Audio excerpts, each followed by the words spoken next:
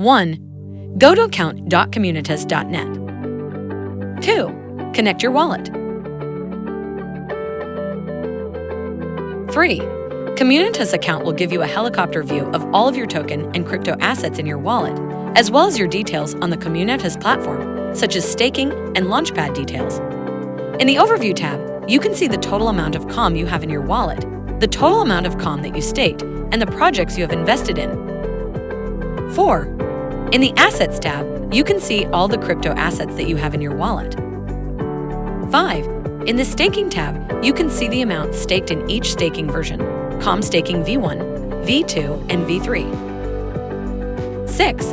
In the Launchpad tab, you can see the upcoming project in your portfolio. You can also see the details of the project that you have invested in. What tutorial should we do next? Let us know in the comment section.